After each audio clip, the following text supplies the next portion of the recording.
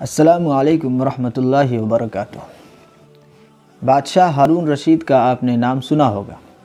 بادشاہ ہارون رشید ایک مرتبہ شکار کرنے کے لیے نکلے اور ایک شکار کے پیچھے جاتے ہوئے وہ راستہ بھٹک گئے اور ان کے پاس جو کھانے پینے کا سامان تھا وہ سارا کا سارا ختم ہو گیا۔ بادشاہ ہارون رشید کو بہت زوروں کی پیاس لگی۔ وہ شدت پیاس کے مارے ادھر ادھر بھٹکنے لگے اور پانی کو تلاش کرنے لگے، لیکن کہیں سے بھی پانی نہیں ملا۔ تھوڑی دیر کے بعد چلتے چلتے انہیں ایک جھونپڑی دکھائی دی۔ بادشاہ ہارون رشید اس جھونپڑی کے پاس گئے تو دیکھا وہاں ایک صاحب بیٹھے ہوئے ہیں، ایک بزرگ صاحب بیٹھے ہوئے ہیں۔ بادشاہ ہارون رشید نے اس شخص سے پانی مانگا۔ وہ شخص ایک گلاس پانی لے کر کے آیا۔ بادشاہ ہارون رشید نے چاہا کہ اس سے پانی کا گلاس لے کر اپنی پیاس بجھاؤں، لیکن اس شخص نے منع کر دیا اور کہا، بادشاہ سلامت، پہلے آپ یہ بتائیے کہ جس طریقے سے آپ کو پیاس لگی ہوئی ہے، ایسی حالت میں اگر کوئی آپ کو یہ ایک گلاس کا پانی قیمتاً دے تو آپ ایسی حالت میں اس ایک گلاس پانی کی کیا قیمت لگائیں گے؟ بادشاہ سلامت اور بادشاہ ہارون رشید نے کہا کہ بھائی اگر پانی نہ ملے تو شدت پیاس کے مارے تو آدمی مر جائے، ایسی حالت میں تو میں اپنی آدھی سلطنت دے دوں گا، لیکن اس پانی کے ایک گلاس کو خرید لوں گا۔ اس شخص نے کہا، ٹھیک ہے بادشاہ سلامت، اب آپ اس پانی کو پی لیجئے۔ بادشاہ ہارون رشید نے پانی کے اس ایک گلاس کو پی لیا اور اپنی پیاس بجھائی۔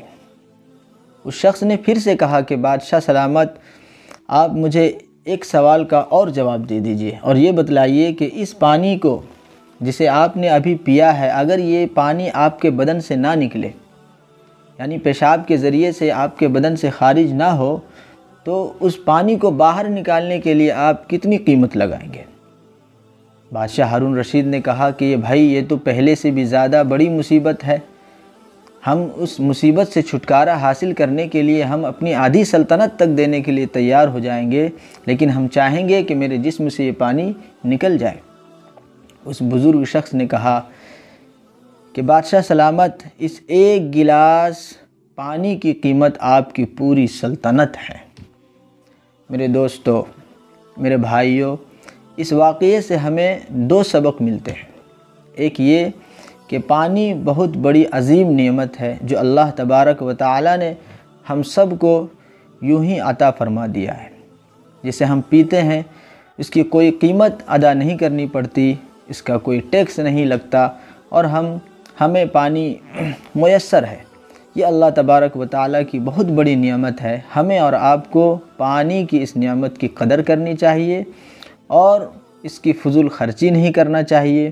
وضو کرنے میں ہو یا غسل کرنے کے وقت ہو یا اور کوئی بھی موقع ہو، ہمیں پانی کی قدر کرنا چاہیے اور بلا ضرورت اس پانی کو ضائع نہیں کرنا چاہیے۔ اور اس واقعے سے ہمیں اور آپ کو دوسرا سبق جو ملتا ہے وہ یہ ملتا ہے کہ اللہ تبارک و تعالی نے ہم سب کو پانی کی شکل میں، ہوا کی شکل میں اور دیگر چیزوں کی شکل میں اللہ تبارک و تعالی نے ہم سب کو کتنی بڑی بڑی نعمتیں عطا کر رکھی ہیں، جس کے بارے میں ہم غور نہیں کرتے۔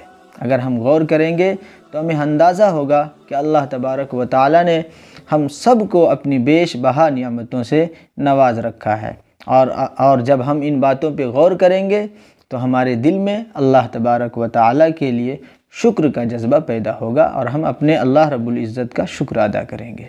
اللہ رب العزت ہم سب کو اللہ تبارک و تعالی کی دی ہوئی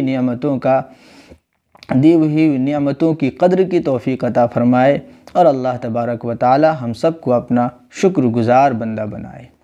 آمین۔ السلام علیکم ورحمۃ اللہ وبرکاتہ۔